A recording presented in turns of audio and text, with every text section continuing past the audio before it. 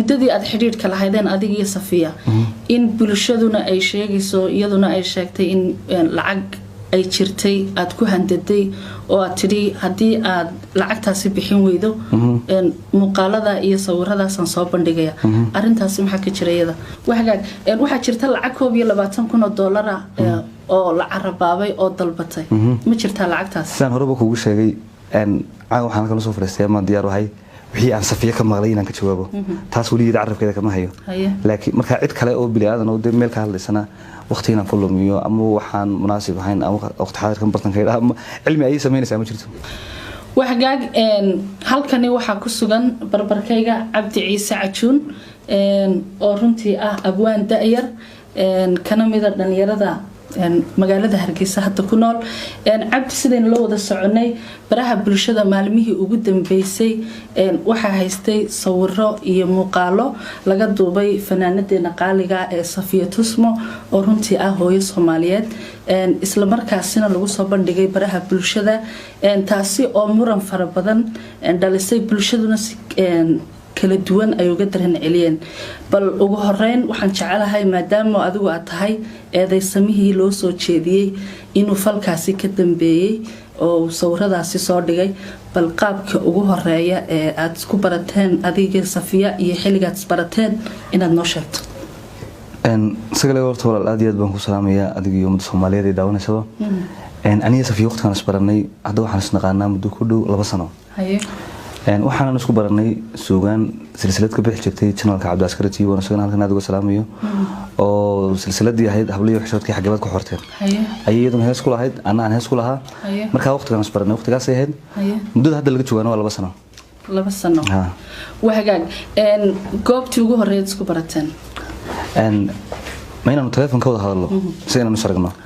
أنت أبغى تلفون كود هذا لين لكن نسرقنا أنا يدو حتى سوق هاي الرسا حتى سوق هاي الرسا أركتي أهان هذا سوق هاي الرسا لكن حرير واحد كل حريري شرتين تلفون كها بين على تلفون كها واتساب كم ماسنجر كأنت بقول كود هذا الشري لكن سلا يفعلنا نسرقنا ما أنت سوق هاي الرسا قاب كذا حريري شرتين نسال شرتي وحها قاب سوقانات أن ها مركها يعني هي قاب كان سكوبر النادي ودي سي صارت سكوبر النادي أول مرة واحد هيد سوقان يفن سكوبرنا صحيح maxaa intaasi ka sii dambeeyay intaasi waxa ka sii dambeeyay aniga Safiya waxaan dhex maray relationship iyo sheeko iyo xiriir dan tawakkalkaas xiriirkaasi intee lag buqaat wallahi horta waxaan soo xiriirinay oo sheekaysanay muddada naqaanay waxay ahayd 2 sano laakiin waxaan oran karaa muddada sheekaysanay ama yani xiriirka lahayn hal sano iyo dhowr bilood meel hawo noqonaysa waxa markaynu intaasi ka nimaadno waxa timid magaalada Hargeysa qaab nooceed ku timid magaalada Hargeysa halkeedsa ka timid marka hore waxaan ka yimi magaalada Egypt wadanka Egypt gaar ahaan magaalada Qaahira hadda wadanka waxaan joogaa adigu muddo 9 bilood meelahaas marka sababta ku yimi iyo arrimahan ku yimi mid aniga Safiya na dhex maray ama isku weyn ka wada soconay sida dad badan oo xooggan noo hibay ka dhigsan bay ahayd saasoo waxa jirtay in lagu xidhay oo lagu xidhay magaalada Hargeysa CID-da ama sirdoonka lagaga yeeray bal sheekadaasi siday ku dhacday iyo qaabkii u dhacday baan doonayaa inaad nooga waranto sheekadaas horta dadku inta badan waxay ogyihiin xariga Safiya laakiin dadka in yar oo adiga iyo dhowr qof oo kala aba inaan anaguna la xidhnaa og laakiin sheekada hadda bulshada u biyaamiyo maalintan heestan ismuutiisay qalinlihii maandeeq ay wada qaadan aniga Safiya doonay aan ka soo dareernay 5 galabnimo karan hotel meelaha ayaa markaan meesha ka soo dareernay waxaan isku weynaa xagan suuqa isugu nimaadno deetana inantii telefonkeedii baa xidhmay anagu isma naarag 9 habeenimo ila soo haashay gabadh wariyay waxay sheegtay in iyadii Safiya la xidhay xagee la idinka qaaday baan ku wuri markaa waxay ku tiri home cable ka horsan laga qaaday indhahana laga xidhay aniga Safiya markii dambe aan indhaha ka xidhan baa la soo celiyay Safiyana waa la xidhay cidi madiinaarkiisii miicina ma arkin marka waa saxay hadda meel ka raadina ma garanay meesha malahay dan waxaan ku dhaadabaan raadinayo inaan soo helo in isku dayna saldhiga dhaxaanimi saldhiga dhex markaanimi wax la igu kuma jirto koodbuur baan tagay markaan koodbuur tagay ku gabadhaas meesha ku jirtaa intaan la jawaabin ayaa waxa la iga qaaday telefoonka oo la igu soo Cabdi Ciise muti ha telefoonka aan u baahna dadna soo aan iskarta weydiiyay waxay noqotay qof xiran baabana socdaa maxaa telefoonkayga laga rabaa kadib waxa la igu telefoonkaga waxa u baahan CID-da وانا امر انغا naga sareeyo haye telefonkaygi waan siiyay waan deetana ka tagay haye inantii markaa la hadlo waxaan ku oranayo oo fiima ama la hadlo waxaan ku oranayo gabadhii waxa la igu yiri xagaasay ku xiran tahay laakiin anigu maan arag anigana telefonkaygi baa laga qaaday haye labadii habeenimo mar ay ahayd ay haddana inaan soo waxay ku tusay fiyooti xanuunsan say dawooyin iyo alaabo geeyno haye dan inantii waxay ku timi guriga anigoo la fadhiyo Cabdinaasir Macalin Ciidid Cabdiraxiin Axmed Carab oo isagana halkan aad uga salaamayo anigoo xir badana kadib iyadoo gaariga watay gurigii ugu timi waxay ku timi ka maarmi maayo inaad raacdo ama aan Sofiyada dawada u geeyno tii xanuunsanaysa okay waa sax baan ku waan usraacnay markii aan salgid ku noqday markii labaadna waa la xidho wax lagu adigna waa lagu baahan yahay soo habeennimadii halkii waan ku hoyday inantii iga soo noqotay baan u qoray fiimaha ahayd baan u qoray markii xaafadeeda waxaan ku xaafadeeda iyo reerkiisa ugu sheegnaan xidhanahay dan subaxii markii ugu bari baan indha ka xidhan lay qaaday CID da leegay CID da maanta waxaan ku xidhnaa shantii galabnimo markay ahayd baa la yeeray dan waxaan ku maxaan ku xidhanaa waxa la igu yiri lambar aad leedahay adigu telefoonada oo kugu qoran ayaa lambar aan raadinayay muddo dhowr sano ah soo wacay labada lambar markaan anigu sitaaba soo kan gabadha u dhigay baan weydiiyay waxa la igu yiri waa ka gabadha u dhigtay gabadhaasi waa Safiya marka okay marka lambarkan xilliga la soo wacay xilliga anigu sitiiba soo xilliga iyadu sidatay waqtiga lambarkan aan raadinaysan ay contactiga la sameysay marka waxa la igu yiri waa inta iyadu sidatay dibas hadaba iyada la xiriir baan ku yiri dan waxa la igu yiri waa sax waxaan u baahnay gmail-kaaga يعني dadka qaar bararkay baraha bulshada ku soo qorayeen inuu istifaaciyayo hadii la wareysto hadalka run kama sheegayo CID da iyo ciidanka qaranka iyo maanta hargeysan jooga wax been laga sheegi karo ama aan yani waxaan la igu sameeyay ama falan la igu la kicina ka sheegi karo maaha dan waxa la igu gmail-kaaga aan u baahanay baasuurkiisa dan waxaan weydiiyay maxaa gmail-kaaga iyo lambarka la soo wacay gabadhu seeto iskaga xidhan waxa la igu hawlan anagu u baahannahay telefonkaaga waad ka tagaysaa adigana waan ku sii deynaa gmail-kaaga saxda ah isticmaasho noo sheeg laba nin baa markaa wareystay labada nin gmail-kaaga baasuurkiisa weydiiyeen sidii baan ku siiyay waan tagay marka saddex cisho marka la iga hayay ayaan soo noqday deetana waxaan u tagay Faisal Xiis waxaan ku dhaar telefonkayga baa la iga haystaa dimension laga shaqeyn jiray macna la iga qaadiyo qaab la iga haystay midna ma garanay hadii aan dambi leeyahayna nimankan ay sheegan waxay telefonkayga ku haystaan hadii kan la soo siiyaan inankiiba marka la hadlay kiiskayga gacanta ku hayay wuxuu ninkan haduu kiis leeyahay ana xiraya hadii kan telefonkiisa soo siiyay anoo yimaado baa la yiri berito la galanoodkii markaan tagay waxaan u tagay waxa la dhibay waxa la igu niyo si fiican baad yeeshay si wanaagsan runta noo sheegtay telefonkayga oo la restore gareeyay tan waxaan ku maxay ku dhacday telefonkayga la restore gareeyay hadii waxyaabo adiga ku anfacayo kiis ku ay aniga kiis ugu ay ku jiraan maalinta soo qaato cadeyn ay iga dhigto deena maxkamadda ugu geysan sababta keenaysa in telefonkayga la restore gareeyaa maxay tahay deena wuxuu igu niyo arrin si qalad ah u dhacday weeyaan okay telefonkayga si qalad ah u dhacdo gmail-kayga in la bedelo oo la guba iyaduna mid si qalad ah u dhacday baan ku dan waxa la igu waxaan ku balan qaadanay xogtaada inaan ku soo celino arrinkan waa mid qalad kugu dhacay marka waxaan la yaabay bay igu noqotay waan iska soo baxay sidii baan ku yimi arrinta xalagaygu iyo ka safiyay saas waa xaaladdan ka marayna taasay ahayd وحاجات dadku waxay inta badan isweydiinayaan oo maxaan idhaahdaaye lagu soo celinaya oo waliba anagoo de hooyooyinkii Soomaaliyeed kamid ah aan aad uga dareen celinay inaad adigu ka dambeysay Safiya sawiradeeda lagu baahiyay baraha bulshada waliba muddo in badan oo 2 sano ah aad Safiya lacag kula baayactamaysay $2,000 oo xataa jirtay sida la sheegayo inaad meel magaalada ka baxsan intaad la tagtay aad baastoolad madaxa kaga qabatay oo tiri haddaad lacagtaas bixin weydo maxaan idhaahdaaye naftaada sawiradana waan baahinaya sawirada inaad soo dhigtay ta lacagta aynu dambaysiinay maxaa ka jira ni horta arrinkaas waa arrin aad iga yaabiyay yani mudbayna Soomaaliyeedu cid waliba dhaqan bay leedahay yani horta ariga iga suurtooba iyo waxaan yeeli karaa midna maaha hablaan la dhashay hooyo ay dhashay haddana anigu qabaa yani midda kale qofka doonaya qof inuu ceebeeyaa isagu iskama bilaabo qof adduunyada ceeb ku naaxa ma jiro oo yani isagu yani shakhsi bilaadan oo dhibka raaxa moodaya ma garan karo de meel ku nooliyay ama dadkan qaylinaya inuu ku jiro laakiin qofka doonaya inuu qof ceebeeya inuu isagu iska bilaabo wallahi ma garanayo meel ka dhacday meel warka toona almiina xitaa hadii yani horta wixii iga suurtoobiyo waxa sameyn kara midna maaha hadii si xitaa dadku waxaan ay isweydiinayn haddaan anigu sawiradan qofka soo dhigaya ama u bareerayahay maan garan waayin xitaa inaan wajigayga ama indhahayga ama madaxayga meel uun qariyo xitaa soo moogid marka arrinkan waxaan shaqo ku leeyahay maaha wixii iga suurtoobana maaha waxaan sameyn karana maaha waxaan sameyn jirayna maaha waxaan sameyn doonana maaha waxaan aaminsanay shil aniga Safiya nagu wada dhacay inuu yahay cid kasta oo falka ka dambeysay maxaad cadeyn haysataa ama ku cadeynaysaa inaanad sameeynin falkan maadaama dadkoo dhan ay aaminsan yihiin oo ka aamineen inaad waxaan sameysay adigu sidaan horta kuu sheegay aniga Safiya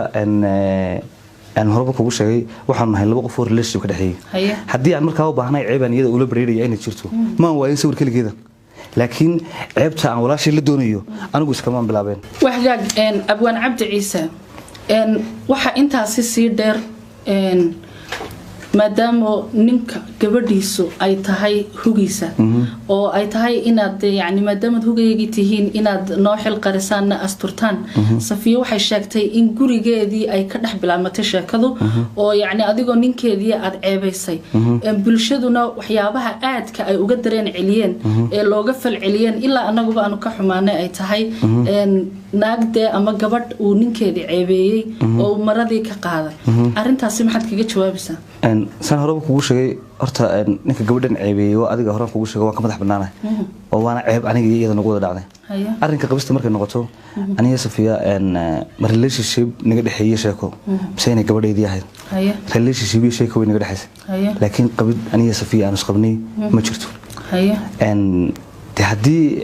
wax intaa ka duwan oo la hayaa jirtana ciddii haysaa soo madhubta diyaar baan waa marka waxaad leedahay wax qabiso oo meesha jirta maba jirtaba